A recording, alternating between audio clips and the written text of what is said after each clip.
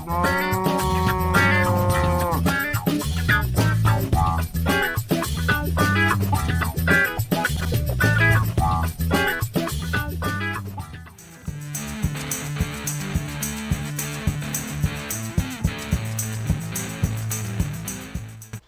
evening and welcome to SRAP Live. My name is Brian Russo. I'll be your host and your musical guest. It's a real honor for the good folks at the Socially Responsible Agricultural Project to ask me to host this conversation about the role of the arts in social justice and in social issues. We are going to be chatting with a host of people from the Mid-Atlantic region. We're going to be talking to show promoters and community advocates and people that are filmmakers, and people that are really pushing the arts to people in small communities that need it the most. So we're going to have a jam-packed bit of programming here. I know you've sat through the last week or so of live streams. We're going to try and have a little fun here. I watched a couple of the live streams. They were awesome. So we'll try and keep them as good as those were. But we're going to start with a song that I wrote called What a Time to Be Alive. Again, my name is Brian Russo, and welcome to SRAP Live. Let's have a good time.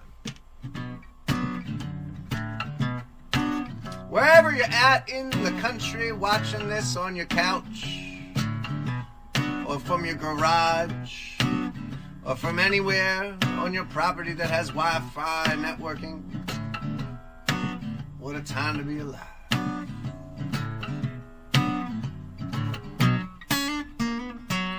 Oh, what a time to be alive. We're teaching robots how to drive. We're all merely traffic on the Sabbath 405. Oh, what a time to be alive. So don't look at the camera when you pose, oh, 'cause the paparazzi already knows. Oh, 'cause we're all pole dancers with dollar signs for eyes, doing something kind of sneaky on the slide. Oh, honey, let me, baby, honey, lay me down to sleep. And baby, true love's the only thing that we need. I said, now if we die before we wake, I hope our table's ready, 'cause nobody likes to wait. Oh, oh, oh. Oh, what a time to be alive. You think this is what they had in mind? Oh, when they said the revolution would be televised. But when everyone in the war thinks they're the good guys, how can you be all that surprised? Sleep with your guns by your side. You lose your fortune trying to win your kid a prize. You'll find the silver lining at the bottom of the pile. Oh, what a time to be alive. Oh, honey, let me, baby, honey, lay me down to sleep. Maybe, baby, true love's the only thing that we need. I said, now if we die before we wake, I hope our table's ready, 'cause nobody likes to wait. Oh, oh, oh, oh. Oh, what a time to be alive. Oh, what a time to be alive. Oh, what a time. Oh, to be alive. All right, we're going to bring you a great show tonight. Let's start in the good state of Delaware. We're coming at you live, sort of, from Unseen Production Studio in West Ocean City, Maryland, here on the beautiful Eastern Shore. My name is Brian Russo. Welcome to SRAP Live.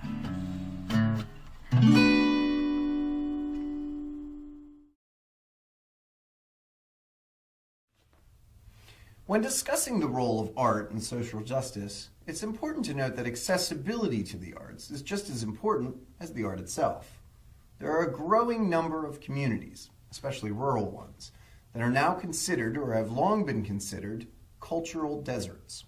Now, if you've never heard that term before, it's basically when a community or a region lacks intellectual, cultural, or artistic offerings, like museums, theaters, art galleries, or music venues.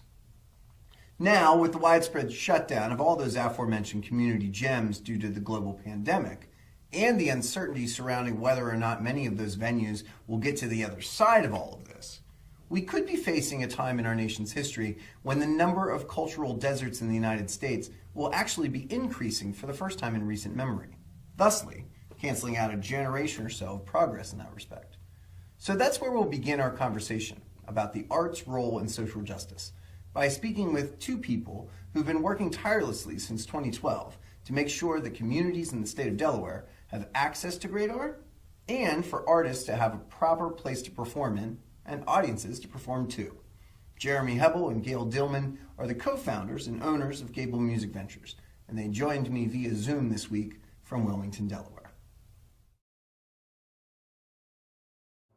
All right, I'm joined by Gail Dillman and Jeremy Hebel of Gable Music Ventures, joining me on the Zoom.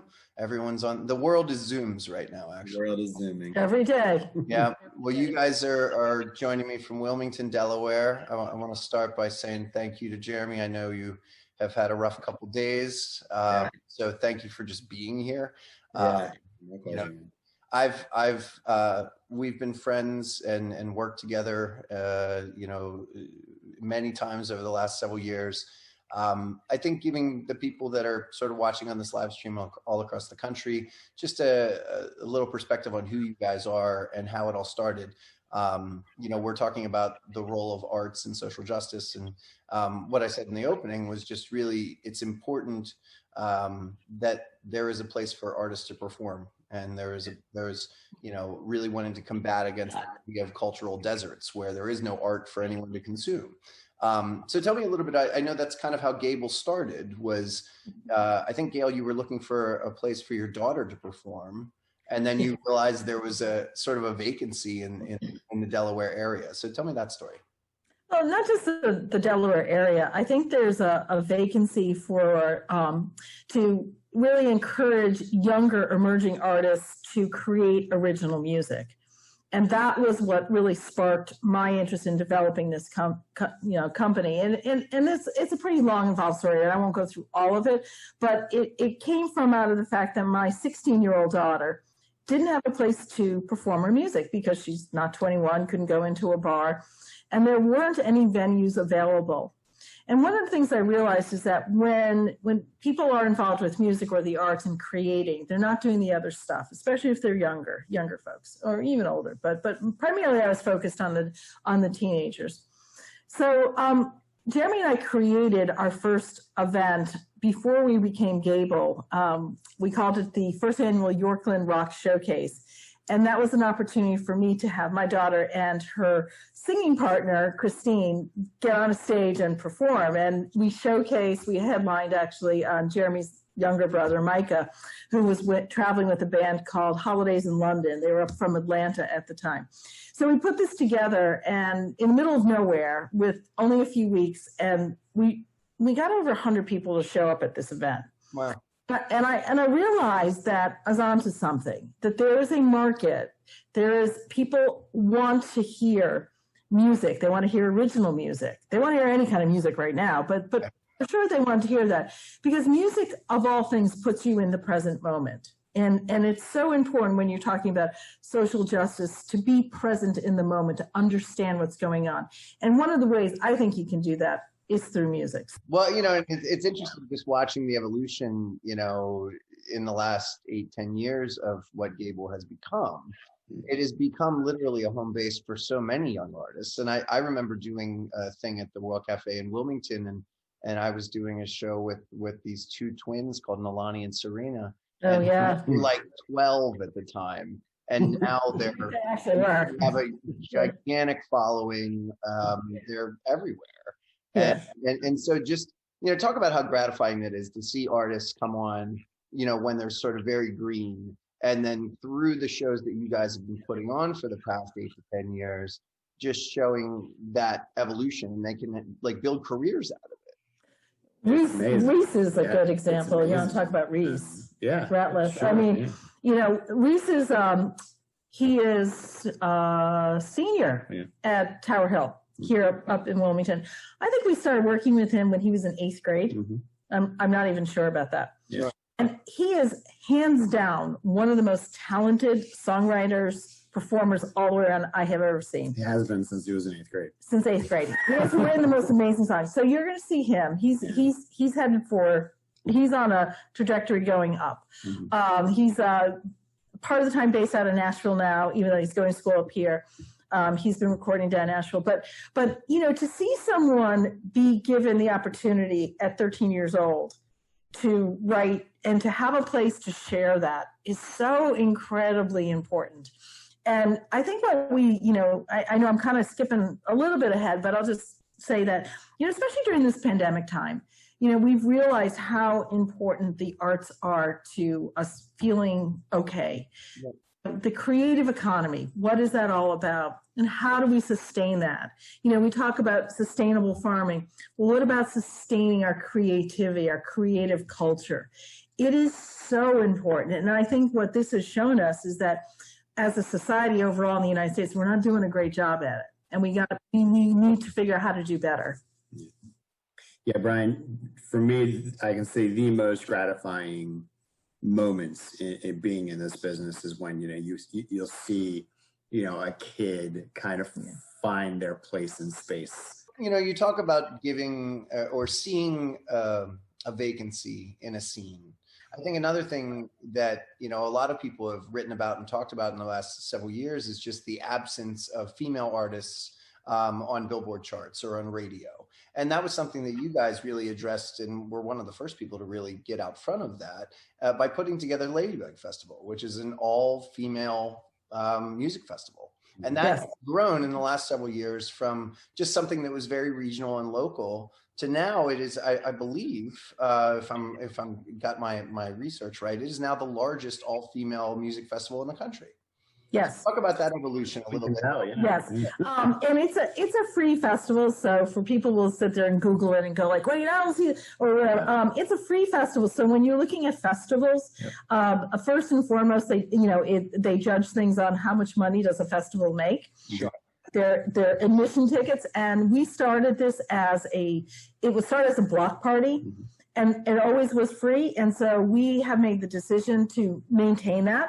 For right now, I mean, some would say we're crazy, but again, it's this whole idea about bringing music to a community, to offering platforms for people to perform. And the whole idea behind women, you know, collectively, I've been saying this, women, you know, we're all stronger together with collective voices. And when you look at the festival scene, even today, I mean, maybe we'll see some shifts next year. It's hard to say.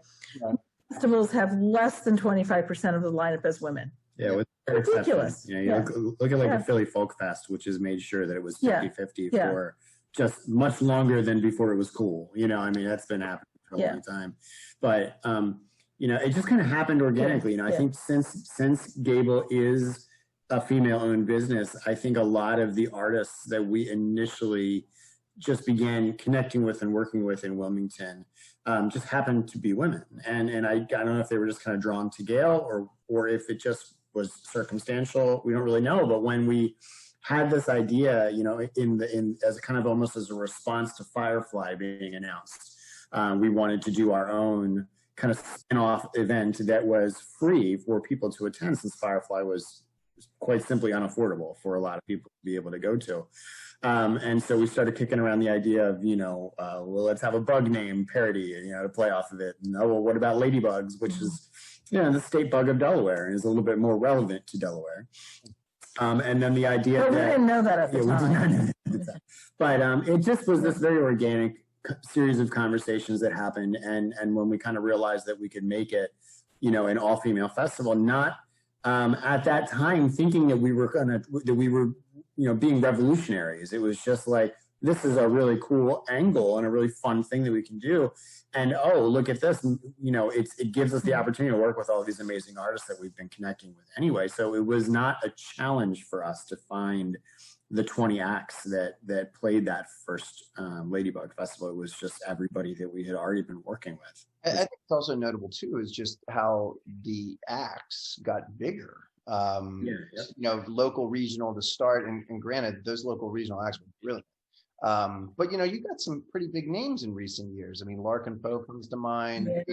KT Tunstall comes to mind. Yep. You know, I know there's others. You know, just I guess, is it validating to you guys as promoters that are in it sort of every day on the ground level when you have people like KT Tunstall or Larkin Poe, you know, national, international musicians that, you know, are coming to you and say, gosh, not only do I want to work with you guys and do a gig, but I really want to be a part of what you've created. That's got to be very gratifying for you. It's unbelievable. It's I mean, it's what you work for. It's what you hope for, that you build something and you have a reputation that precedes you. So when you go out and you say, hey, Ladybug Festival, people aren't going, what? They're starting to go, yes, I want to hear more. Now, not to bring up sort of the 800-pound global pandemic in the room, but obviously. But why not? Yeah, I mean, it's a devastating thing the last 9-10 months for many people in many industries, but the entertainment industry in particular, you know, has taken a huge, you know, punch to the mouth and kick to the proverbials, if you will. It's canceled everything. So tell me how you guys have tried to pivot your business model to stay afloat. And what do you think that the entertainment industry is going to look like on the other side of this global pandemic? Well, I'm going to say that, unfortunately, there's a lot of businesses that won't recover. Right. We'll never see again. Or at least we won't see them in the iteration that they once were. Philadelphia, we have like Boot and Saddle. Broke my heart, you know, when they announced their closing. Doesn't mean somebody isn't going to buy them next year and redo Boot and Saddle, but they're a casualty. There's people and lives that have been changed forever. The pandemic isn't special for anybody. You know, we have all been affected by it. And I think the entertainment business is, like the hospitality business, is going to be the last to recover. So, you know, we're hoping for the congressional support at some point, you know, to help businesses like ours and others, venues, to keep together.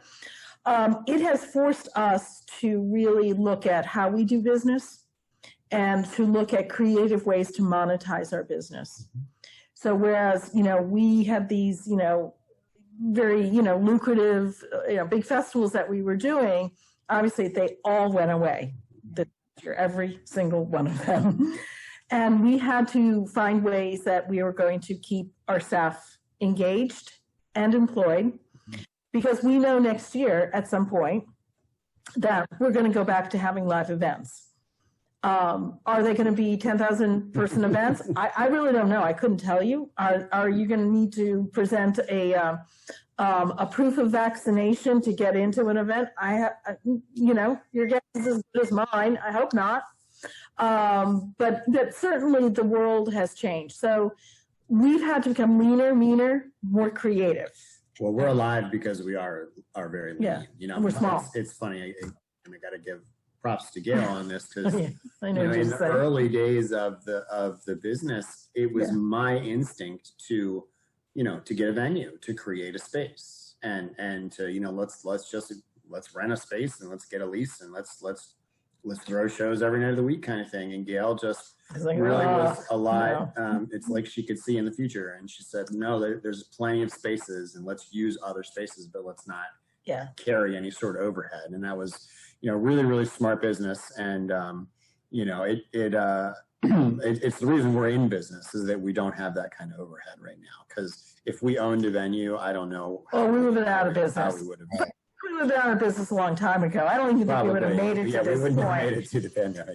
So we're trying to do things.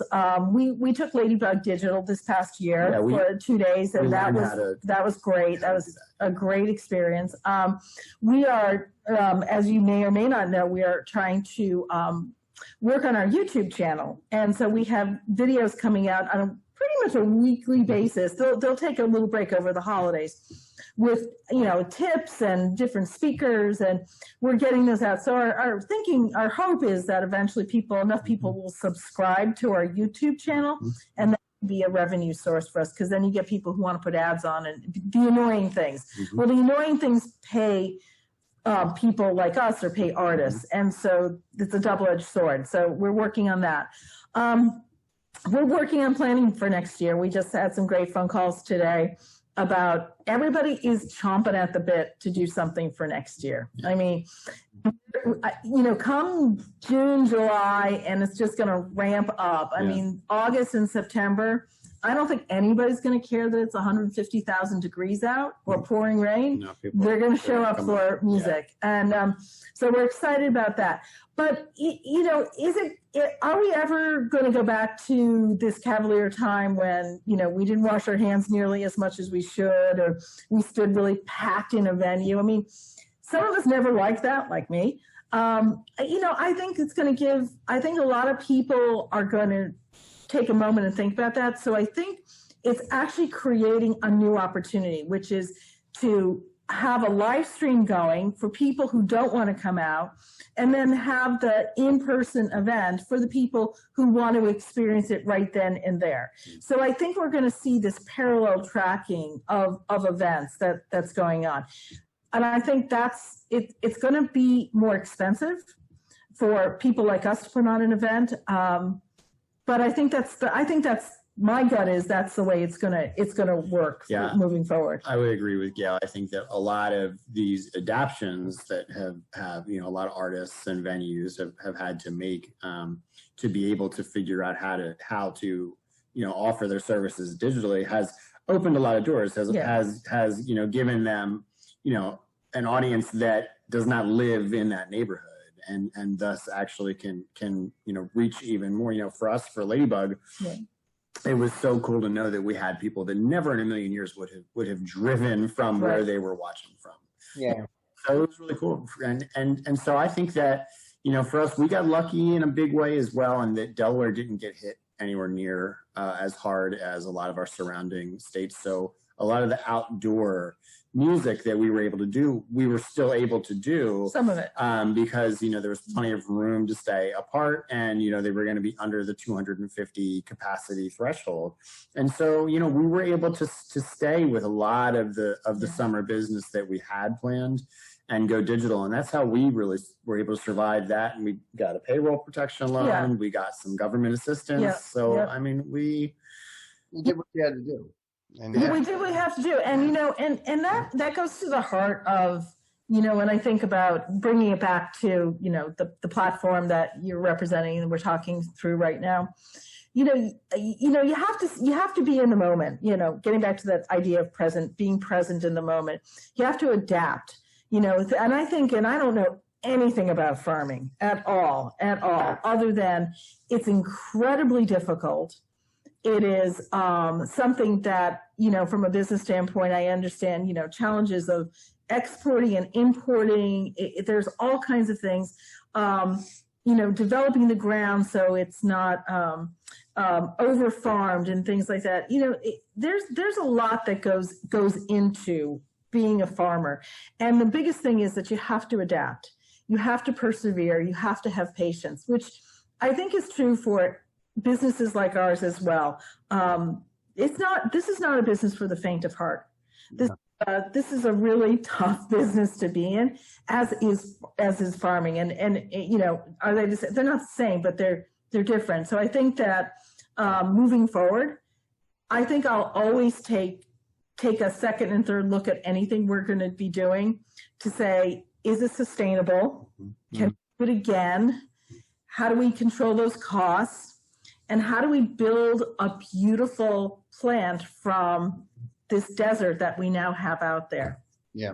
I don't know. We're going to be working on that. And I think it takes very passionate and knowledgeable, folks like you to really make sure that landscape that we're discussing doesn't turn into a cultural desert. And I think that Delaware is in good hands with organizations like Gable. So I thank you guys so much for your friendship and for your availability to come on this little medium and chat with me. So we saw you. It's so good to see you. It was great to see you. So Jeremy Hebel and Gail Dillman are the co-founders and co-owners of Gable Music Ventures. Their website is gablemusicventures.com. You can learn about the Ladybug Festival and all the other events that they do. Thank you both so much, and happy holidays to you both. And Jeremy. Thank you. Okay. Thanks. You too. We'll stay in the state of Delaware and talk about the importance of grassroots efforts and the people leading those types of efforts. Sometimes if you want to change the world, or even your little community or state, you have to step out of your comfort zone and speak truth to power. My next guest, joining me here in the studio, gained national recognition for doing just that in 2018, when she took on long-standing U.S. Senator from Delaware, Tom Carper. In the end, Carrie Evelyn Harris lost the primary election to Carper, but somewhere along the campaign trail, she changed the narrative with her empathetic, passionate, and progressive voice and ideas. These days, Carrie Evelyn Harris has gone back to her roots, grassroots to be exact, and she continues to do the hard and sometimes tedious everyday work that aims to help everyday Delawareans carve out a little more opportunity, a little more equality, and a little more happiness in their daily lives. Carrie Evelyn Harris joins me here in the studio. Thanks so much for being here. Thank you for having me.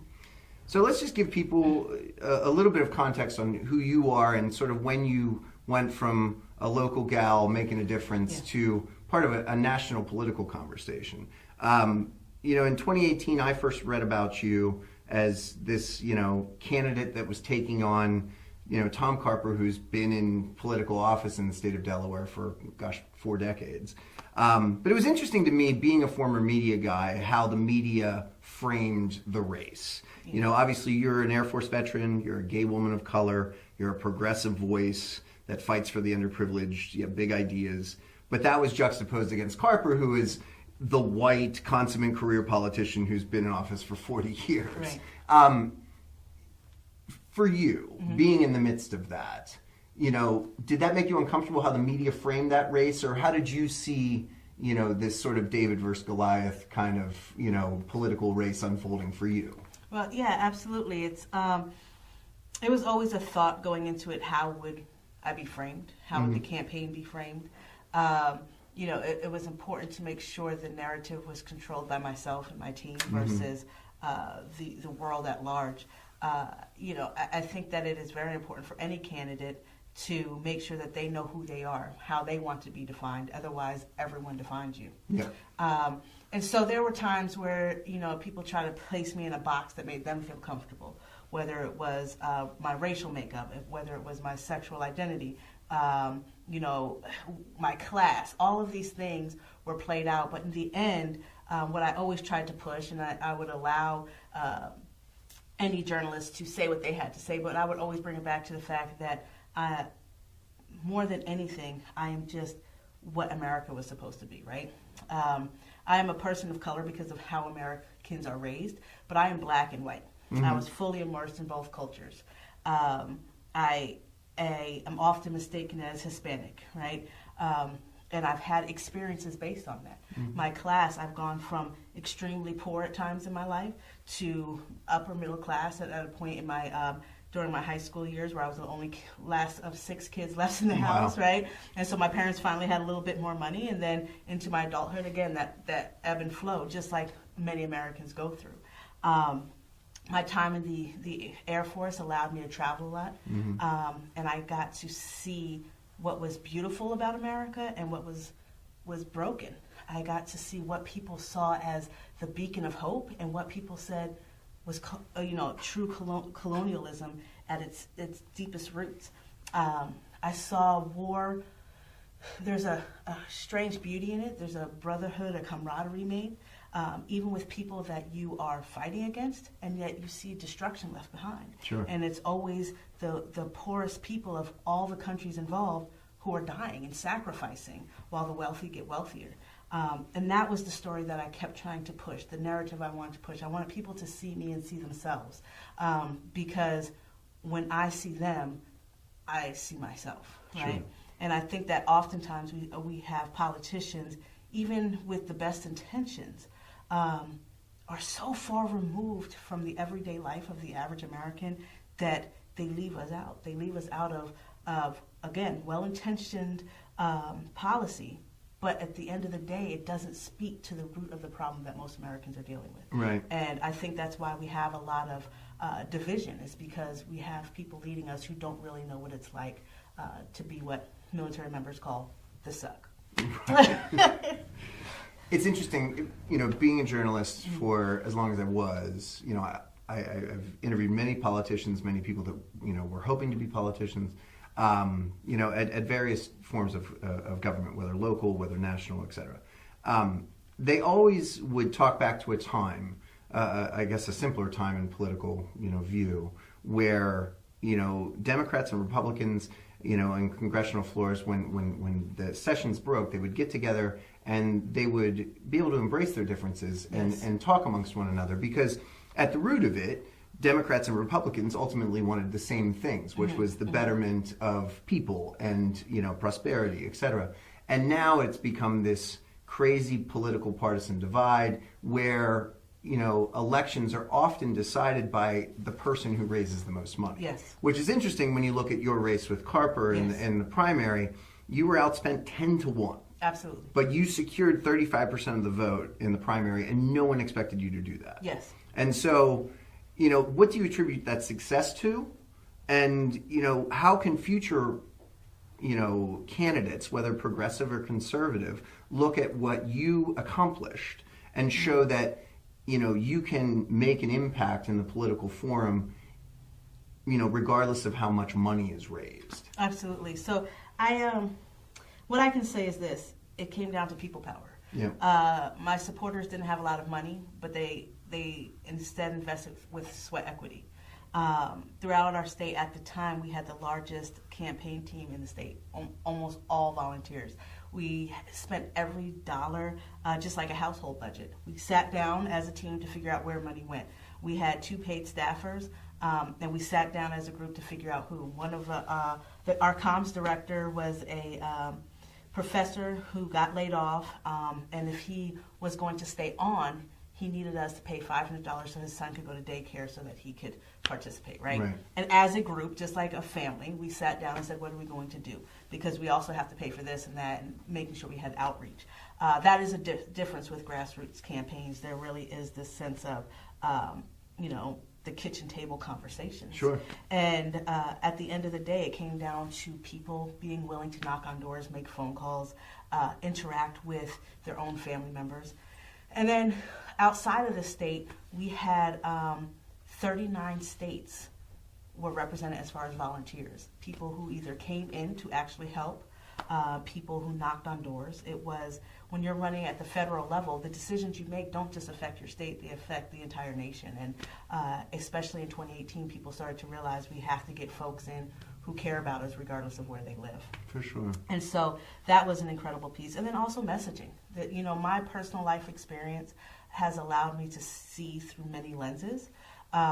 It has allowed me to have conversations with people that, especially in this polarized atmosphere, where I feel comfortable. I feel comfortable in the reddest areas and the bluest areas because I know that the policy is what is important. And I think that is oftentimes when we talk about, those Republicans or those Democrats, we're talking about the establishment that has forgotten us. But at its core, I rode down here, I saw Trump signs, I saw some Biden folks, and at the end of the day, if we sit in a restaurant, we're going to just have a conversation. Right. It's Carrie and Bob or whatever. Well, at least that conversation needs to be sparked up. Exactly. Because I think now it's gotten to the point where people just stand in their own political echo chambers and they shout at each other. Well, we have or our they're phones. Skeptical of one another. Yeah, we have our phones, we have our computers. It shows us, it builds an algorithm around us, and we don't have to see anything different. And that's a major issue. So since the 2018 primary, you dove headfirst in and sort of leaned into community advocacy. You dove back into the work. You didn't get a 9-to-5. Tell me how being an advocate for one's community is different as those algorithms have sharpened down on people, as the world has changed around you, because it's much different in 2020 than it was probably running up to the 2018 election.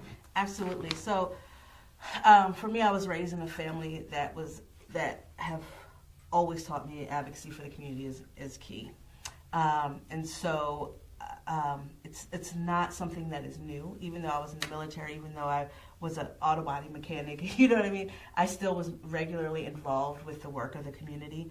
Prior to running, I was a full-time organizer, and I used old school techniques.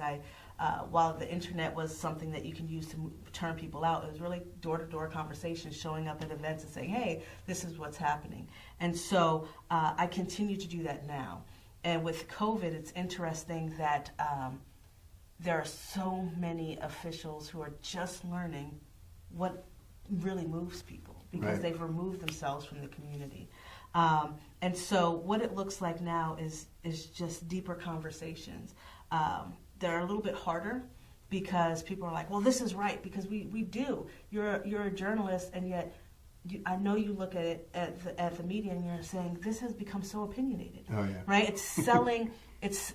I like to call myself a recovering journalist. A recovering, yes, but it's like it's selling the sexy, right? Right. What moves people to stay through the commercial, and it doesn't matter if it's considered far left or far right. Media just seems to want to make viewers show up versus educating viewers. Correct. And now there's a channel for anywhere you stand on a political spectrum. So you're literally only spending time in your own echo chambers. Yes. And that not only hurts a narrative or a bringing together of people, but it hurts being able to go out and help people because they're skeptical of anyone who may potentially think differently than them. Yes. Right? And that's where you have to put on your educator hat and say, okay, I know that, and because you can tell what station someone's listening to based off of whatever words. Well, it's a regurgitation of political Exactly. And so I believe in the basic knowledge of people.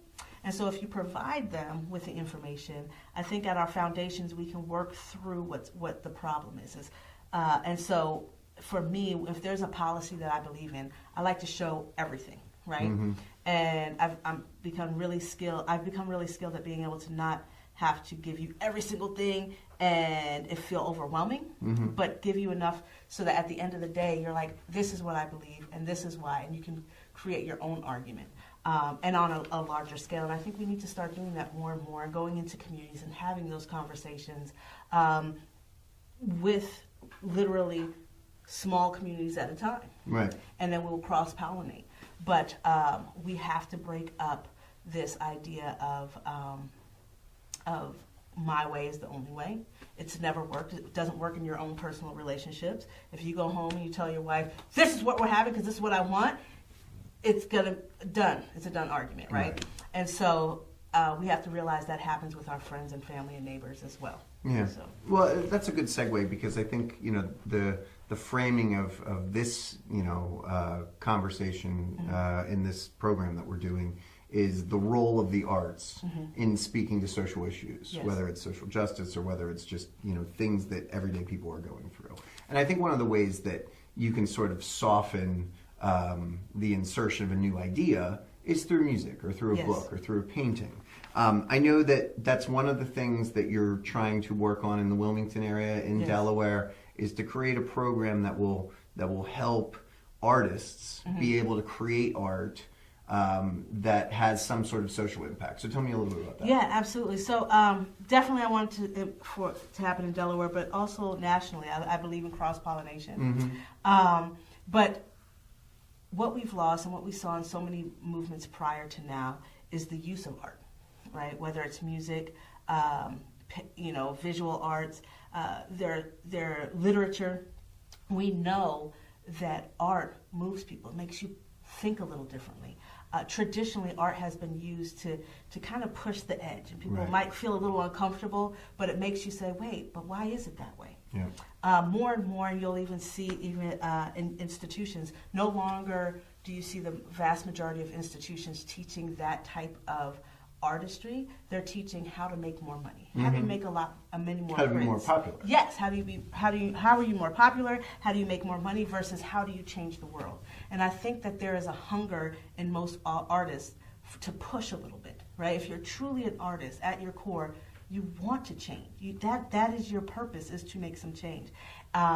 However, people need to be trained. How do you take this piece of information that 4 out of 5 Americans are living paycheck to paycheck regardless of their income level, and turn it into a visual art that is appealing to the greater majority of people, right? And makes them think and say, wait, why are we all suffering? Why am I a banker and concerned about next month the same way as the person who is working at the McDonald's worried about next month? And how can we say that it's somebody else when all of us are hurting? An artist can make somebody think that in your own way without there being words that are triggering. So how do we get, because being an artist myself, sometimes the work that you want to do is thwarted by the amount of money that you have. Yes. Or the amount of money that you can raise. Because every artist, from big artists to little baby artists, are, crowdfunding. Yes. And they're going and doing Kickstarter campaigns. And that's how a lot of art is getting made. It is. So how does your idea help artists, whether in Delaware or throughout the country, get the funding to make the type of artistic projects, that could be meaningful on a larger scale? Well, I don't believe in hoop dreams, so I'm not going to say it's going to work for everyone. But what we have seen traditionally are the artists who have had the ability to move people. Suddenly you're getting media attention. Suddenly your piece of art is being shared throughout the nation, even worldwide, and then people are starting to show up. And now they want some more of your music, or they want another one of your paintings, and so another one of your photographs. And so the moment that people start to see that what you are putting on paper is moving other people, that is the time when you start to amplify everything else you're doing as an artist. And then the other piece is, outside of the funding, every artist is just doing something because they woke up that day and it was on their heart. What's on your heart, if you know how to translate it into political thought, that can really make change. And if that might be your contribution. Everybody has a role to play in this movement, in the saving of our democracy, and that might be your contribution. So what does the future look like for you? Do you plan on running again? I never planned to run the first time. I'm actually a really quiet person. I like to sit back, observe, have smaller conversations. But I ran because it was necessary. The community needed it. Will I run again? Absolutely, if the community says it's time, if it's necessary. In the meantime, I think it's important to build community, to go around and let people know what's happening at the local, state, and national levels, making sure that people understand their own power, starting to unite communities that have been so divided for reasons that don't even make sense, that aren't even true. And we're thinking that, hey, it's us against you, when really it should be us together. And at that point, I think that will be incredibly a very effective way for us to move forward. If at the end of the day we still need me to run and we don't find somebody else that might be better, or if we don't find someone else that is willing to take it, because it is hard, right? You get beat up a lot. And a lot of people aren't willing to take those punches. Luckily, I have a thick skin. So, but we do need advocates. We do need folks who understand the hardship of folks in Delaware and throughout the nation, understanding that that telling us something, giving us $1,200 is going to fix it. We need jobs. We need to make sure we have health care. We need to make sure that we can drink the water. We need to not be told that we have to wait forever. You can't tell us, we need people that understand that, yes, fracking is making people sick, but you can't take it away until you give us a different industry. And yet at the same time, understanding that we don't love fracking, we just love taking care of our families, right? And so finding the balance of finding out a way to make sure that we can be hardworking, and provide, and still healthy at the end of the day, right? Other countries have figured out how to do it. We can't claim American exceptionalism if we're failing our own people, right? And so I will run and run and run again if necessary, or I will work my butt off to find people who will, and make sure we pass those types of policies that unite us and make sure we're all thriving. Carrie, Evelyn Harris, thank you so much for joining me. I so appreciate it. We'll be right back.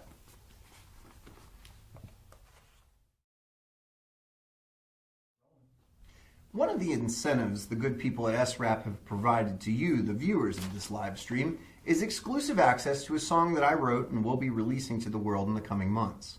The song is called Mr. Tindley, and it tells the story of an orphaned black boy who was born a slave on the eastern shore of Maryland in 1851, and eventually became one of the country's most revered reverends, community leaders, and hymn writers. Charles Albert Tindley is considered one of the founding fathers of gospel music, and his hymn, I'll Overcome Someday, was the direct inspiration for the civil rights anthem, We Shall Overcome. Tindley was born in Berlin, Maryland, which is the town that I have lived in for the past 14 years. Yet there is practically nothing that honors his legacy in my little town, and while his hymns have been sung in churches all over the globe and covered by cultural icons like Elvis Presley, Emmylou Harris, and Willie Nelson, Tindley remains a figure in American history who will be eventually forgotten if his story is not passed down to future generations. When I lost my job as a journalist in 2015 due to sweeping budget cuts, one of the last stories I did on my public radio show was about Charles Albert Tindley, and I've been driven to do something more on him ever since. This song is the culmination of 6 years of an effort to help restore his legacy on the local level in my hometown of Berlin. Now, regionally, I want to get his name placed amongst other iconic African Americans who were born on Maryland's Eastern Shore. Icons like Frederick Douglass and Harriet Tubman. And on a national level, I hope to inspire a new generation who struggles to overcome and achieve equality, tolerance, and to have a real shot at their American dream. This song will be released in the coming months with a video and a trailer for a short documentary that I'll be working on that will try and get Tindley's inspiring story and his incredible songs out to the masses in hopes of making the world a kinder, better, and more loving place. With the exception of my wife, my children, and my giant Newfoundland Jeffrey, and a handful of musical confidants, no one has heard this song yet. So I hope you enjoy it. Ironically enough, we recorded this song on March 14th in Wilmington, Delaware, which was literally the day before the world shut down due to the global pandemic. If Tindley is known for his connection to We Shall Overcome, this song aims to ask the question I think we're all kind of asking at this point. When will we overcome? And as a side note, I would like to ask you to keep this song sort of amongst yourselves as you are getting this content before it's released to the world. So keep it off of your social media campaigns and your platforms, and just sort of enjoy it, in your own homes until we release it. But when we do release it, please, by all means, share it with the world. And so now, without further ado, this is Mr. Tindley.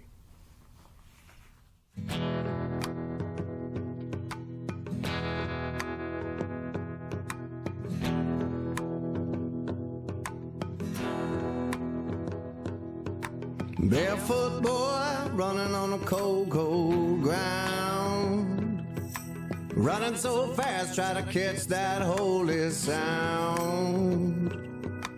Daddy left in chains, mama 6 feet in the ground, but the boy ain't lost, he's already been found. Left and west in front of the eastern shore,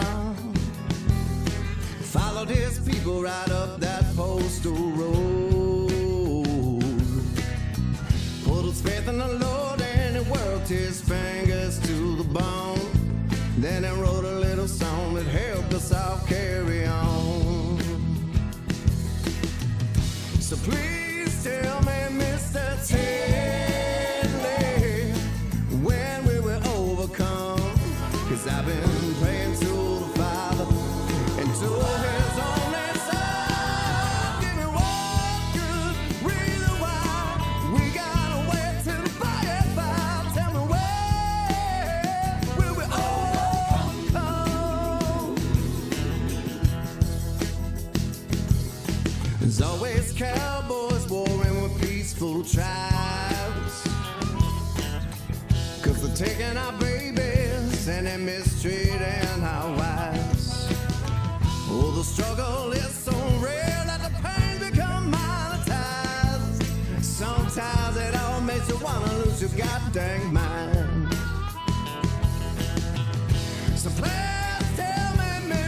Tell me where we will overcome. 'Cause I've been trying to love my neighbor, but I feel like the only one. Give me one good reason why we gotta wait till the fire fire. Tell me where we will overcome. Yeah.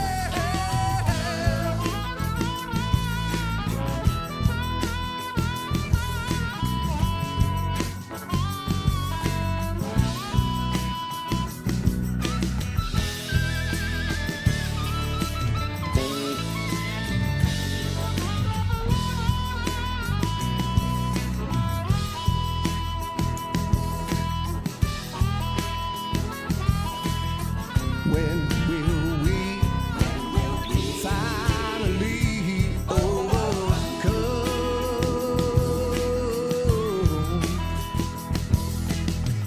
When will we finally overcome? I've been waiting so damn long. When will we finally overcome?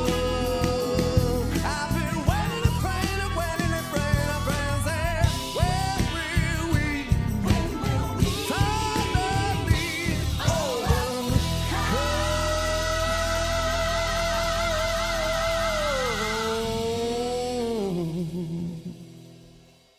Tell me when, tell me when, tell me when will we finally overcome? Tell me when, tell me when, tell me when will we finally overcome? Mr. Tinley, Mr. Tinley, Mr. Tinley, will we finally overcome? Mr. Tinley, Mr. Tinley, Mr. Tinley, when will we finally overcome?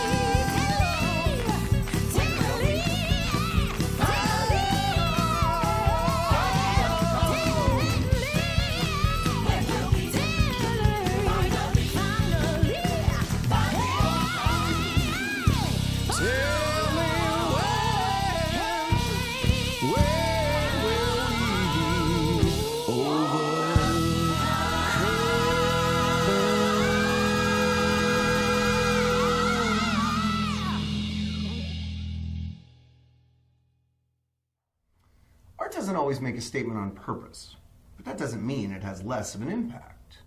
Sometimes an artist decides to shine a light on a subject or a person or a place and tell its story. The statement, oftentimes unbeknownst or unintended by the artist, is in fact so incredibly obvious for everyone else who watches it. I think that's very much the case for my next guests. Dave Messick is a filmmaker based here in Ocean City, Maryland, whose love of nature and wildlife led him and his film cameras to the iconic local property of Reggie Mariner. Over a 5-year span, Messick took hundreds of hours of footage, conducted numerous interviews with Mariner and his family, and one day, he realized that somewhere in all of that B-roll and tape, there was a compelling story about a magical oasis of natural wonder that exists in one of the most rapidly growing coastal tourism communities on the East Coast. Reggie's Forest was a feature-length documentary that premiered at last year's Ocean City Film Festival to sold-out screenings, rave reviews, and took home 2 of the festival's biggest awards, including Best in Show. Dave Messick and Reggie Mariner join me here in the studio. Gentlemen, thank you so much for being here. Hello, thank you. Dave, let's start with you. You have been a filmmaker here in Ocean City for well over 2 decades. You're dating me. Sorry. But this was kind of a passion project for you. Like, you were doing this on your free time. Tell me how you found out about Reggie's property, Mariner's Country Down, and just really how you approached him and started this whole process. Yeah, I mean, I have been working with Worcester County Tourism as well as Ocean City, but Worcester County's tourism department has a lot of wildlife and nature aspects to it. So I was literally just cruising around the whole county and filming everywhere. And I've known Reggie for a long time, but I was just really on his lane one day right outside of it, and he proposed to me that I basically had the key to the property to do whatever I wanted there. And that's where it all started. I just started going down there, filming different aspects of wildlife there while also talking with them, and that's where it just all developed. Right, and for people that are watching this all over the country, I want to kind of give people a sense of place of where we are and just what this place is and what the film looks like. So we're going to stop for a second and just show the trailer for the film Reggie's Forest. Aesthetically, it's completely stunning, and the story that you guys told was incredible. So let's pause and watch the trailer for Reggie's Forest.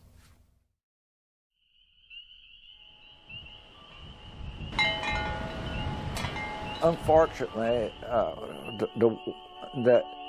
the way I grew up, the longest one time I've ever been out of Worcester County is 3 weeks.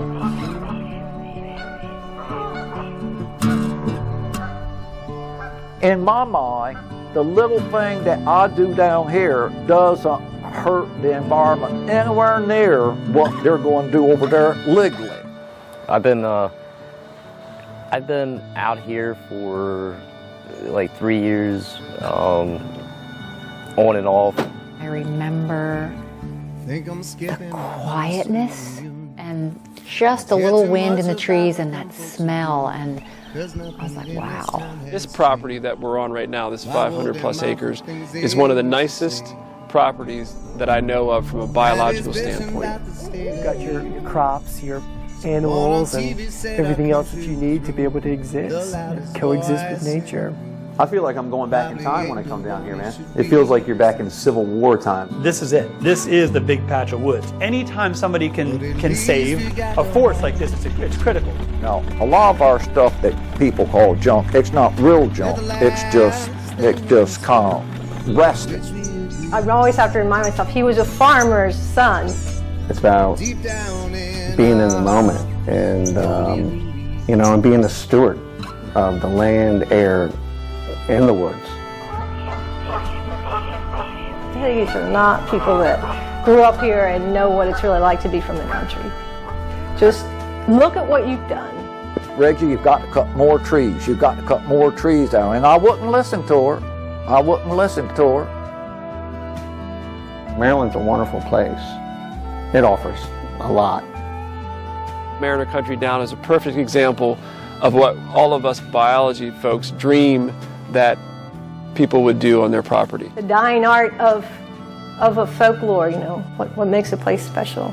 It's a place to call home. I hear the wind right now. And there's not a sound out there but the wind. I just wonder if they will ever try to preserve that way of life in Worcester County. Okay. So, first of all, before we get into the film, Reggie, your property is incredible. It is legendary here on the shore. I've lived here for 14 years. A friend of mine took me there probably about 10 years ago, and it was one of the most, you remember that day. So tell me about this property, when you got it, what you've created it into, and what it means to you. Yeah, they bought the first piece of property there, I guess maybe in the early 70s, and put together 8 contiguous parcels of property. The idea was to hope that someday I could more or less help save some of the old character of Worcester County by building buildings of the architectural style that I can remember growing up in Worcester County, and just having a place to go and work and still going to the golf course, which I am, and I don't really go hunting. But yet, all of those activities are outdoors, so I do my activities through work outdoors and enjoy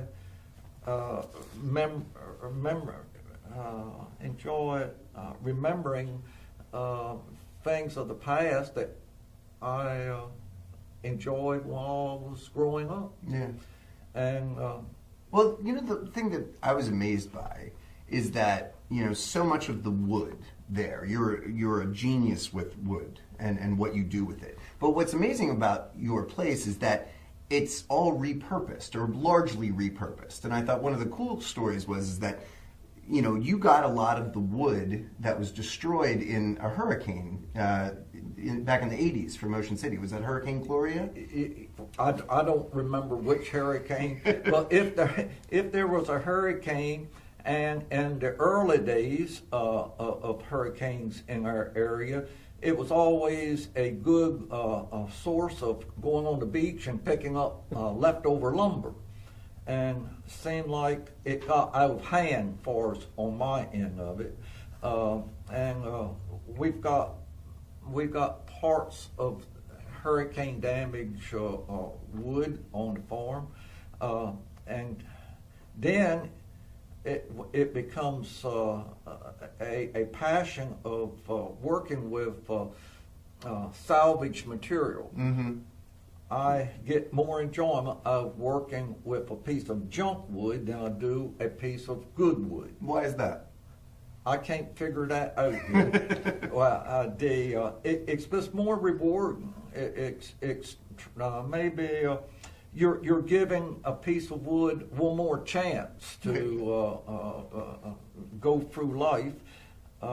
So Dave, tell me, as you were putting this together, and like I said earlier, you had hundreds of hours of footage of just stunning wildlife photography, and then you started to sit down with Reggie and his family and talk about Mariner's Country Down, which, you know, hopefully people will be able to see the film soon. It's not released for larger audiences yet, but you know, Mariner's Country Down at one point in the 80s was a place where the community could come.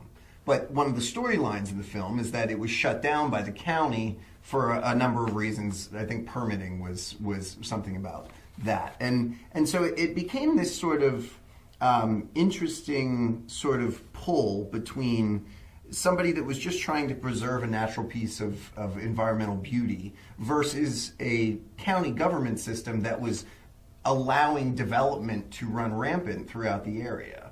Was that when you kind of realized that there was a story and a film here, or when did you know? Well, good gosh. I mean, all you got to do is listen to this last little piece and you can see there's many stories involved. But the thing that was cool is, like, I mean, we love Ocean City. We all live here because of so much to do, and it has so much variety. But to think of a place that's only 5 minutes away from Maryland's second largest city in the summer, as they say. Right. And then you can go to a place like that and find so much diversity with not only the wildlife, but I mean, the guy's got a museum there, basically. It's an outdoor museum. Mm-hmm. There's like 30 some buildings. I wish I could get a gauge on how much all the stuff that's around there even weighed, because there's so much things scattered everywhere. All you do is just see, you know, items, and cool stuff. And he's got it so organized. I saw it all and started filming. I was like, there could be such a great way to tie in over 300 species of birds that I have filmed, right, with help from, there's been other people involved, but, you know, and then with talking to them, and really it seemed like he was like the savior of the forests in our area. And that's such a huge thing now with global warming and losing a lot of the wildlife that people right. don't really realize we even have. I mean, I've filmed so many birds from South America and Central America that most people wouldn't even know. I mean, you don't see them. They hide in the forest, and we all just see like blackbirds and like blue jays and cardinals and think that's all that's here, when there's I think one gentleman from around this area has actually tallied visually over 460 some species of birds, which that's pretty wild. So we sit right into this real central location where things from north come south and things from south come north and all meet here in this area, I should say, for a small period of time, and it just seemed like a great spot. And then being fortunately busy with other forms of production, a lot of them, when I could just walk out of the studio or my house and be at his place in 5 or 10 minutes and go almost on a daily basis catch something, it was insane. And then to talk to him, that just topped it off. Yeah, I mean, and just to give people a sense of context too, is, you know, Ocean City or Worcester County, where we're talking about here on the coast of Maryland, you know, it does become the second largest city in all of Maryland during the summer months. Over 8 million people migrate here annually for the beach and the natural environment around here. But it is interesting that, you know, you say that Reggie's sort of the savior of all of this natural beauty. I mean, Reggie, do you feel that way? Because you've got, you know, the one scene in the movie where you're talking about Woody Woodpecker and that giant woodpecker that's in there, and that he's like, he doesn't go to Ocean City, he stays down here with me. Yeah. And do you feel a connection with all of those different species of animals? And do you feel like you're doing something larger than you know, just what you've always done is make it a place that you love to be? The Woody Woodpecker. I like Woody Woodpecker. Whenever I'm down working, and most of the time, a lot of times I'm working by myself. It's in the evenings or before sunset. After the day's work is over, other people's gone home, or if you're there by yourself, you start hearing other sounds besides the sounds that you're doing yourself. And I think at the same time, the birds and the different animals in the area, they know my sounds, and then they're comfortable with my sounds, and then I start understanding some of their sounds. We don't really communicate, but it's neat that, well, I'm making noise over here and he's making noise over there, and every once in a while I'll stop and try to find him, and then it's refreshing to have that. It's a place that a person that grew up in rural Worcester County in the mid-40s, World War II period, after World War II. It's a place that you can try to create things that you remember that was going on in that period of time. With so many, where I get myself in trouble is with all the new regulations, and even, I guess, some of the old regulations that were new to me at the time and still are new, and I really become my own worst enemy on that. We all do. But endangered species. I think that some of the endangered species that people really are trying to protect, which is very good, and I'm not against them trying to protect endangered species, but along the line, some kind of way, I feel that they have overlooked a human endangered species of the waking up of a morning, feeling like that you would like to go and be able to do something. You go out and you lay it out, you look at it from all different angles, look where you want to do, and that you've got a little bit of creativity of what you want to try to do, and then you can't do that. Based on regulations. What's that now? Because of regulations and rules and things like that. Because so are you saying that a simple life that you want to preserve as a simple farmer, as a man who's lived in Worcester County his entire life, you're saying that the growth of the region, the regulations that come along with that growth, make it harder to preserve a way of life that you find very important? It's an endangered way of life. That makes a lot of sense. And Brian, I want to clear something up too. We're very fortunate. Worcester County is an amazing place to work and live. Sure. And really has some of the better regulations than on the entire East Coast. I mean, right to the north of us, the counties are far worse of what they're allowing to be done and torn down. And as far as development. And sure. There's a great amount of forest right here, you know, in Worcester County, more than a lot of places. But the thing that's amazing about Reggie's is that how close it is. And it's almost untouched, and it's amazing. It's insane how close. What was your reaction when you had people start to talk about larger issues and you realized that your art was really speaking to social issues? Well, here's how I looked at it with that. So we were fortunate to have Dave Wilson and Jim Rappy involved, who are highly intelligent naturalists and done a lot of other things like that. So when they started to give us more of a global feel and something that would be more interesting, because we knew it was just about Worcester County, basically. Would people understand that? That's tough, because people need to know where they're from. I mean, you see a lot of films, and they're always about a place in a documentary standpoint, but sometimes you know a little bit more about those because they're larger, more popular, more understood. So even like with the county part, that little part about what his trials and tribulations was just, you need a conflict in a story. Sure. And that was a little bit of a conflict, because there's no like some major event taking place. It's just trying to show this guy carving a village out inside of the forest rather than cutting the forest down. But then when Dave and Jim got involved and started to explain how big that is for him to keep this and how they want to work with people like that and how amazing it is to have that, I was like, whoa, this could be seen all over the world and not just locally. I mean, when Jim says that in the 1600s, before they started to cut the forest down, that a squirrel could actually jump tree to tree from Mississippi to New York, that's insane. Yeah. I mean, I could only imagine what that must have been like just to see that, walk through it and all the above.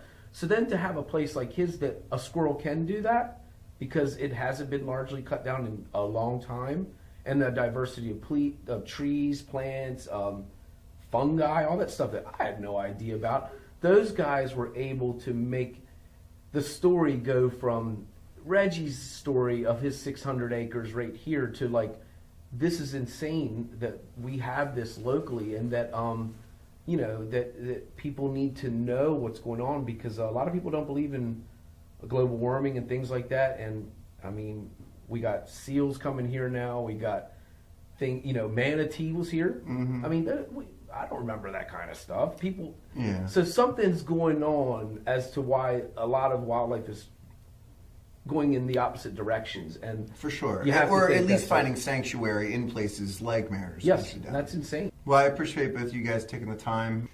Dave Messick, the filmmaker, Reggie Mariner, thank you both for being here. You can learn more about the film Reggie's Forest at reggiesforest.com. We'll be right back.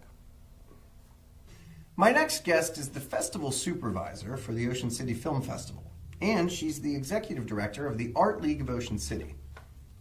Rena Thaler has been one of the leading proponents of the arts for decades here on the Eastern Shore, and in recent years, she has helped the Art League lead by example in showing everyday people how the arts can make a real impact in people's everyday lives. She joined me earlier this week via Zoom to talk about some of the Art League's community efforts, the growth of the Ocean City Film Festival, and the expansion of the arts community at large here at the beach. I read a quote from you once that said that you believe that the arts transcend demographics and thusly can play a major role in promoting social justice. Tell me what you meant by that quote. Well, I feel that more than anything, any person, regardless of their age, of their abilities, can interact with the arts. So one of the things that I love is that we touch kids when they're 5 years old and they're coming in, for art camp or for having their first sessions at the art center. And then we see them again as they're going through schools, and we work a lot with the school systems on doing art contests and all for kids. And then we see them again when they're going to college, because we offer college scholarships. And then once they graduate college, they end up showing their work and interacting as adult artists at the art center. So, and we have our client base. We have people that are in their 80s and their 90s, a lot of baby boomers that have been recently retired and are finding the time in their lives now to create art and to go, they have that time to go back and take art classes and come to the lectures and participate and volunteer in our programs. So from, 5 years old to 90 years old, arts can impact everybody. Tell me a little bit about the Visions exhibit that you guys have been doing up there in the Art League. Right. So we started that. This was our third year for it, and it's a show where we're a small staff, and so rather than curating the show ourselves, we brought in a guest curator, Deborah Rollig, and Diane Gray is her sister, and they are both noted female artists in the area, and the idea was to empower women through art, and on a lot of different levels. There's a a young girl who's now 18, and she's been working with the, one year we called it She, one year we called it Divine Feminine, and this past year we called it Visions. And of course, we were talking about the 100th anniversary of the women's right to vote this year. But women are so underrepresented in the arts, in major museums and in collections, and when it comes to directing and theater, and also, to bring awareness to that there are women out there making art in our area. And they brought in a young girl named Sophia Smith. She was 16 years old, and she was a high school student at the time at Bennett High in Salisbury. And she made a video for us the first year and did a video installation about women's rights. And each year she's done, another one. And just so powerful to see how a 16-year-old can, grasp what is, going on in society and all. Art, I think, not only has such an impact on people, but I think it has a responsibility that in times like this, artists need to create art for the people that might need it the most, as you were just talking about before. How can an organization like the Art League of Ocean City, or even the Ocean City Film Festival, really create a platform for artists to be able to do that? Well, I think that one of the things we just recently did was we created this cookbook that we called We Made It. And it was, again, as a grassroots organization, it was developed by our members and by our students who had been spending the whole quarantine cooking and painting.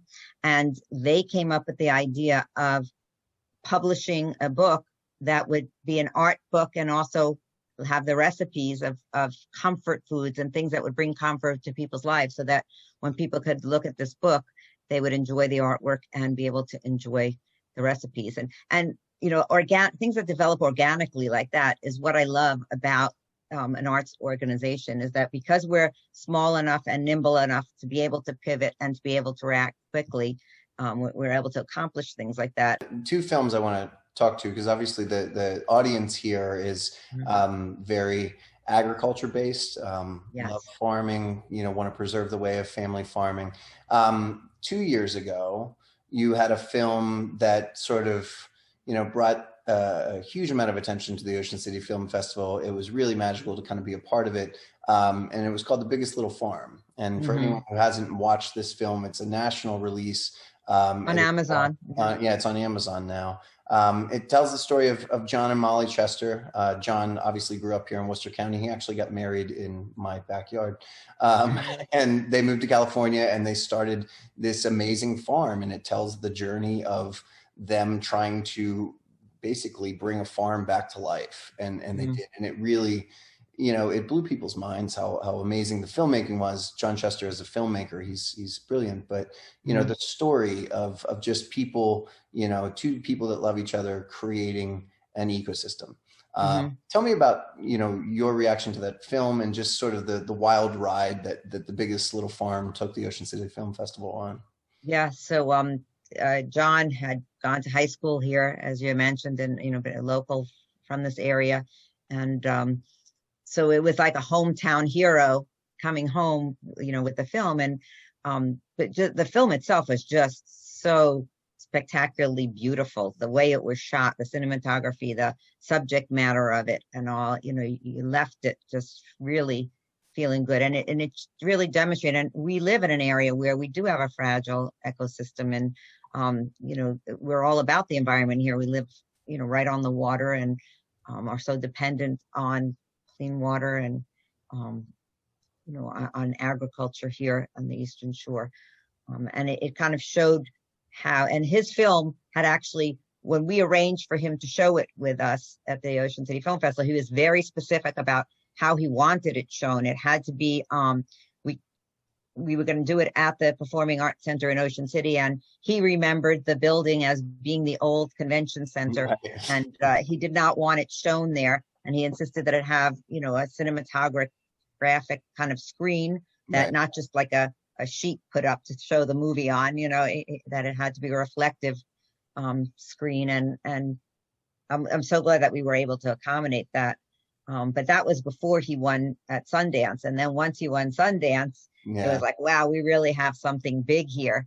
And, it's been enjoyed by people all over the world, the film, and we were so glad that we were able to premiere it here. And he got picked up by Neon Distributors Studios and also. And that's how it got to Amazon.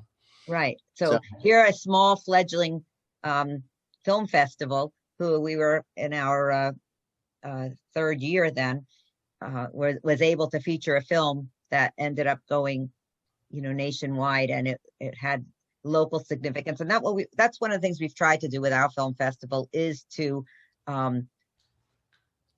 feature films and filmmakers that are from Maryland in particular, from our area, the Delmarva area, but also just from the state of Maryland. And we note that in our program book, if they're a Maryland filmmaker, to give them a little bit more exposure, because there are a limited number of venues and places that, in our area where filmmakers can, show their craft and have a platform for their work. Yeah, for sure. And earlier we spoke in the studio with Dave Messick and Reggie Mariner, a perfect example of a local film that created sort of a regional narrative about, deeper, ideals or ideas than maybe what the filmmaker intended.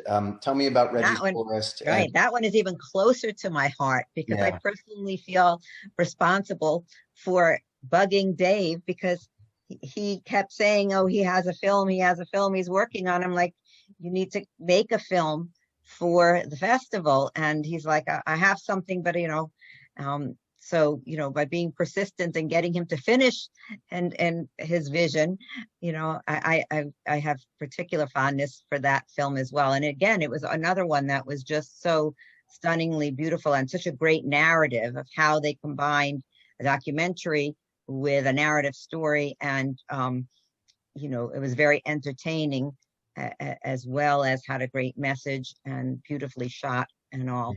And, so we were grateful for them that we were able to feature it first at the film festival. Absolutely. Rena Thaler is the executive director of the Art League of Ocean City, as well as the festival supervisor for the Ocean City Film Festival here in Maryland. I think it's artleagueofoceancity.org and ocfilmfestival.com. And we'll be coming back March 4th through 7th with our 5th annual Ocean City Film Festival. So look out for it.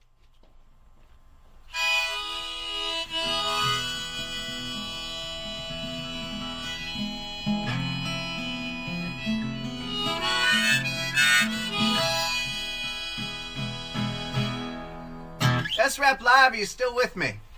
I want to thank all our guests, Carrie, Evelyn Harris, Jeremy Hebel and Gail Dillman of Gable Music Ventures, Dave Messick and Reggie Mariner from Reggie's Forest, the film, as well as Rena Thaler from the Ocean City Film Festival and the Art League of Ocean City.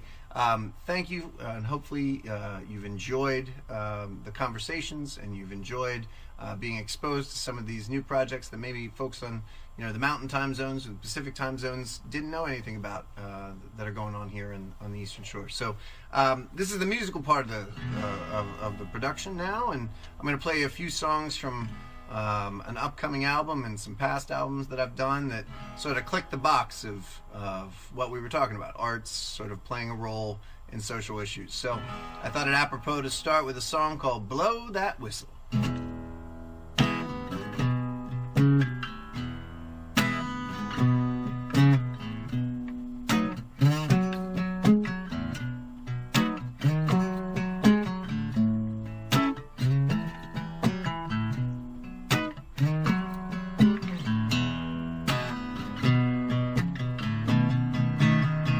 I think we killed that conversation. Now in separate corners sits a divided nation. For all we're given, feels like more's been taken. Now generations of very good people that just keep on waiting. Baby, blow, oh, that whistle, oh, bang on the bullet, oh, the load is heavy, but can you pull it? So blow that whistle, blow. Baby, we've been drowning, all in information. They're just trying to sell us some stuff. Feels like someone's watching the love you're making. I think we put ourselves in this sad situation. Now it's like trying to stop a train. It's already left the station. Oh, baby, blow, oh, that whistle, oh, blow. Baby, blow, that whistle, blow. Baby, blow, oh, that whistle, oh, by on a bullet. Pull back the curtain, show 'em how it's working. So blow that whistle, blow.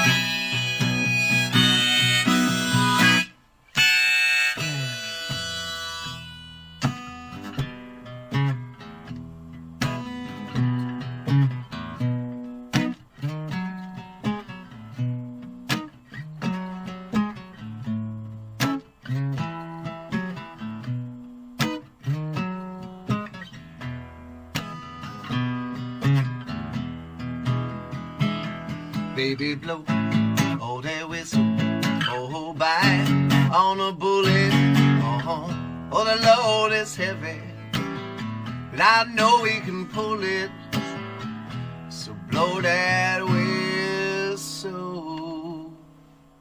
blow.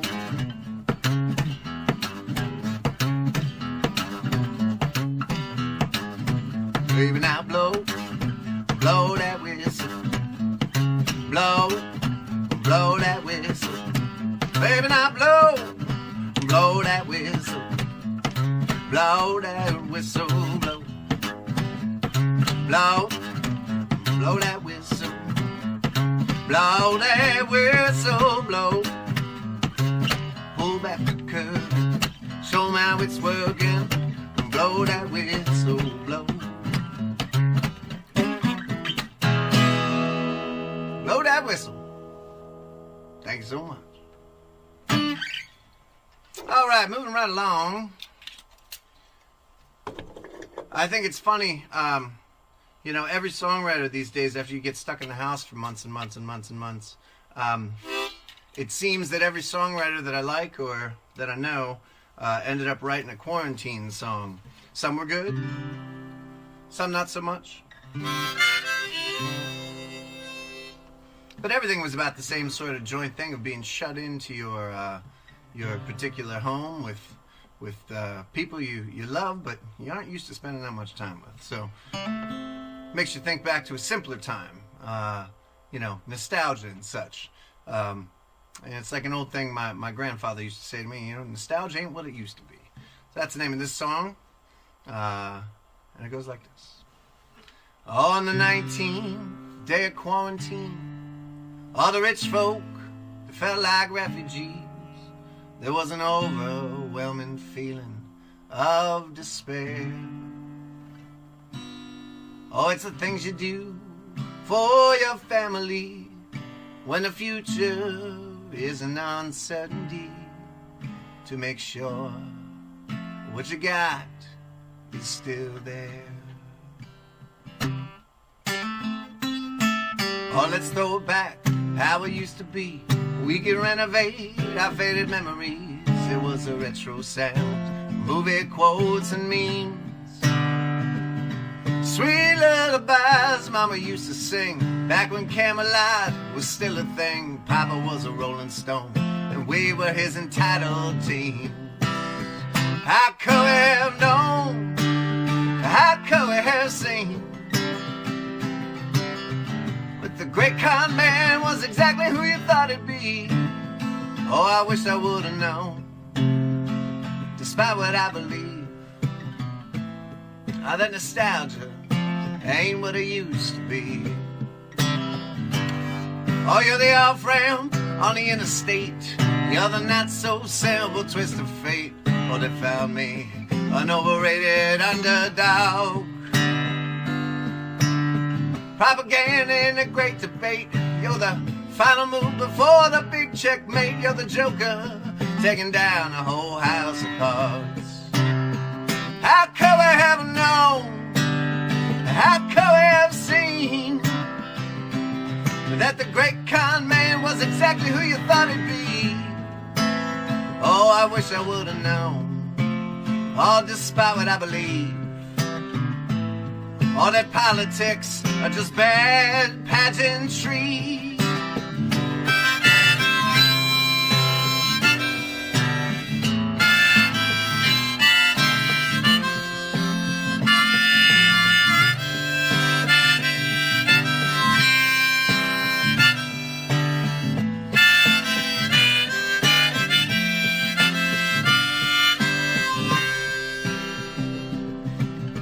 Like an author tearing out the page, like an activist becoming what she hates.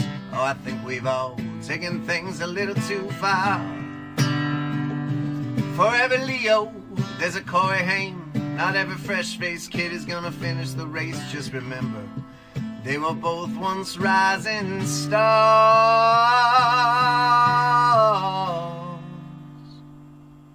You're the love song in a minor key, wrapped up in a punk rock melody. Oh, honey, you're all I want and all I'll ever need. So take my money and break my heart. Go ahead and ruin me right from the start. Just promise you'll be the last thing I'll ever see. How could we have known? How could we have seen that you can't get back what you give away willingly?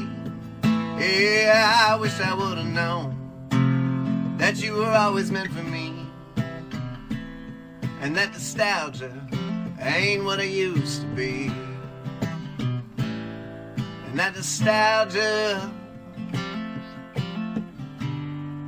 oh, it ain't what it used to be.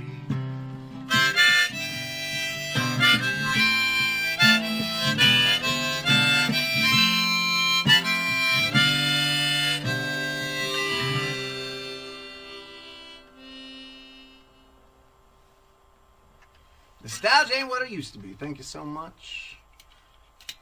Once again, I'm Brian Russo. If you just happen to tune in now, we're going to enter the part of the program where we're going to need some audience participation from your little neck of the woods. We've been talking about the art's role in social justice.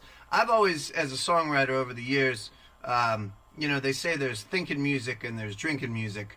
I always like to write thinking music that sounds like drinking music, or drinking music that sounds like thinking music. No, it's the other way around. It's thinking music that sounds like drinking music. So, you put the little bits of knowledge and, stuff that you want to speak to somewhere in sort of a little hooky chorus kind of thing. And that's what I was thinking about with this song. This is a song about corruption, and this is a song about the system and how broken it is. And just things that kind of make you go, when you look at them. When you talk about sort of the titans of industry or the titans of society. So this song is called Dirty Money, which is pretty self-explanatory in 2020. But what I need you to do, the folks here on SRAP Live, is every time you hear me say dirty money, I want you to scream it back to me and you go, dirty money, right? So let me give you a little example. We'll go, hey, that's dirty money, dirty money. Hey, that's dirty money, dirty money. You think your recipe make you run the whole country.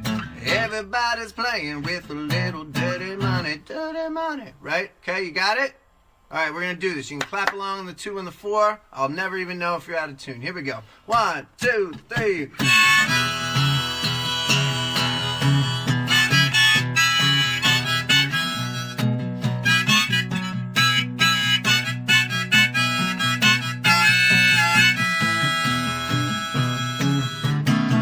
I said, hey, hey, that's dirty money.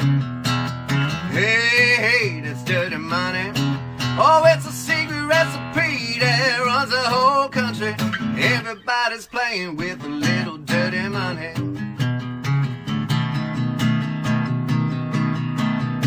I'm trying to remember the first verse. Gosh. 1, 2, 1, 2, 3, 4. Oh, man. It's a little piece of paper, it works away in gold. Sometimes you measure up a man by how much that he holds. Sometimes you pay the mortgage, sometimes it buys your clothes. Sometimes it buys the moisturizer right up on your nose. But everyone knows that there's work to be done, so you hustle hard until you get old. Oh man, the boss man calls you hungry, so you chase it like a junkie, and you inadvertently sell your soul. That's right, hey, that's dirty money. Hey, hey, that's dirty money, dirty money. Oh, you think you're high stakes playing gin rummy. Everybody's playing with a little dirty money. Yeah! Oh, on my way to Carolina, I saw a dozen billboards. It seems like no one's spending advertising money like the Lord. He says be model Christians to reach them pearly gates. Gotta get to church on Sunday and fill up them offering plates. But it occurred to me, this holy industry never sent $1 fixing these roads. We've all been Methodists just to make some list that the filthy rich preacher only holds. That's right, hey, that's dirty money, dirty money. Hey, hey, that's dirty money. Oh, you think you're high stakes, baby, playing gin rummy. Everybody's playing with a little dirty money.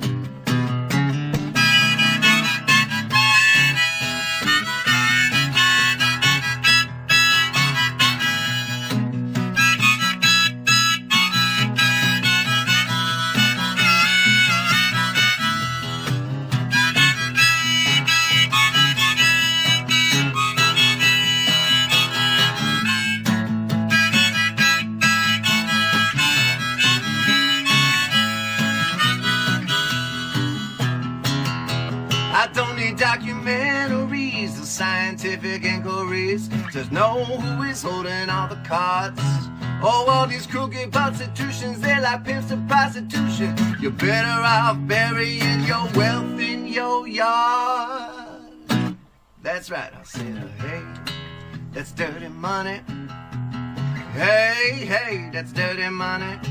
Oh, you might think that you're a gangster like Nicky Boy and Sonny. You're just a fool from Exit 9 that's chasing dirty money. Oh, last time, hey, that's dirty money. Hey, hey, that's dirty money. Oh, if you raise enough of it, they'll let you run the whole country. That's 'cause now everybody's playing with a little dirty money. All right. Good singing and clapping along. All right.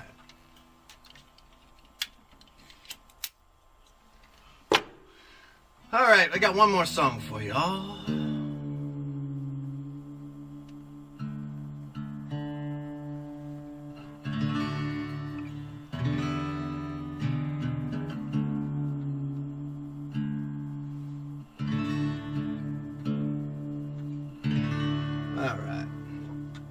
This is a song, a couple years ago, my cousin and I went to Nashville and we recorded at John Prine's studio.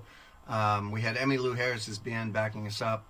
We recorded this album in honor of my aunt and his mother, who had passed away from cancer in 2013, and her name was Susan, so we decided to pay homage to her by doing this album called Boys Called Susan.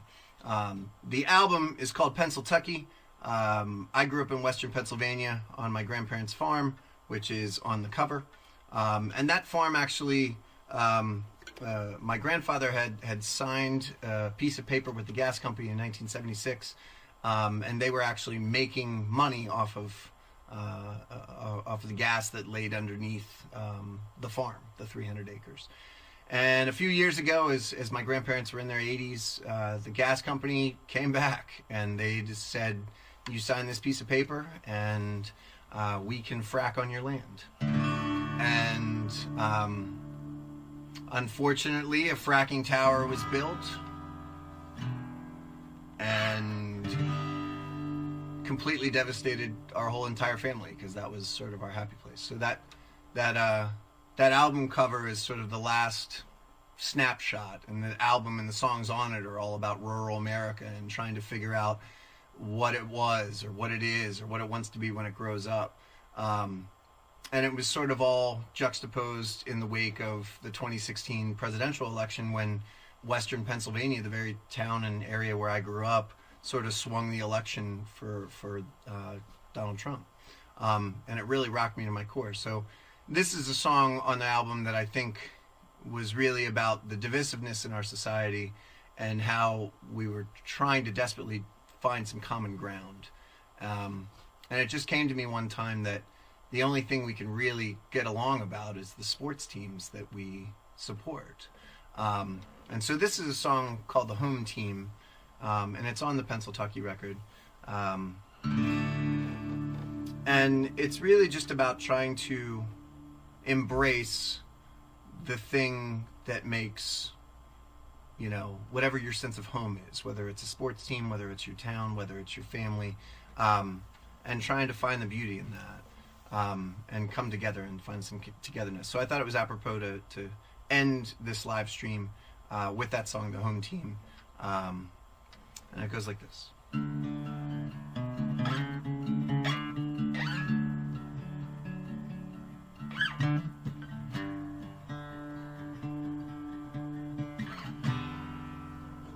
For that I need a harmonica for that, but it's a false start. Just stay with me, people. Stay with me. It's a false start. This is live television.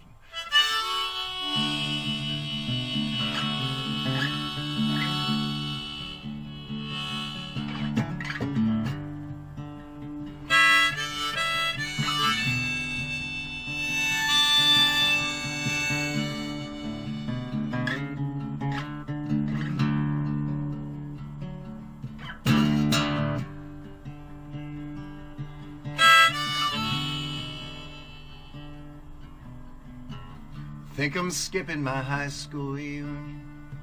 Don't care too much about what them folks are doing, 'cause nothing in this town has changed. Why would them awful things they used to say? Daddy's bitching about the state of the union. Someone on TV said our country was ruined. The loudest voice in the room probably ain't the one you should be listening to. But at least we got the home team. It's the last thing in this world in which we agree. But deep down in our hearts, I know they believe that this could be our year. Oh, this could be our year.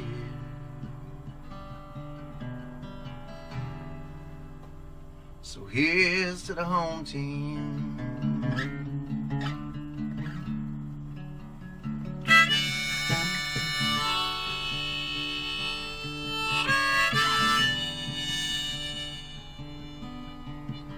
Used to think we'd get rich and be famous.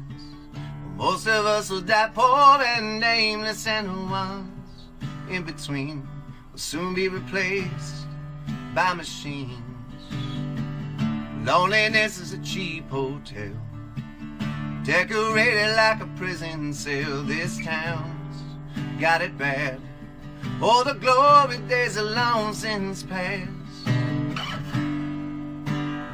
but at least we got the home team. They're the champions of all our broken dreams. But deep down in our hearts, I know we believe that this could be our year. Oh, this could be our year. We're burning quiet desperation, so giving up's that great temptation. Until my winning ticket clears, I guess I'm staying here. So pass me a beer and let's root for the home team. Let's root for the home team. Let's root for the home team. Yeah. Yeah.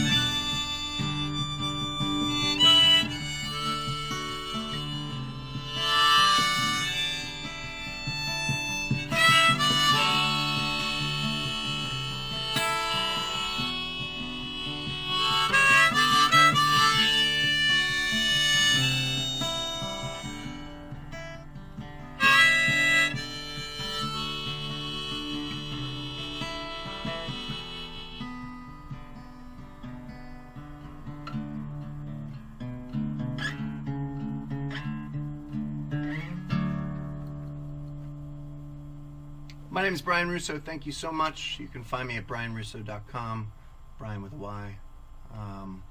Thank you to all the people at Socially Responsible Agriculture Project. Cheers to you, and best wishes in 2021. May 2021 be the year we all thought 2020 was going to be. Thank you and good night.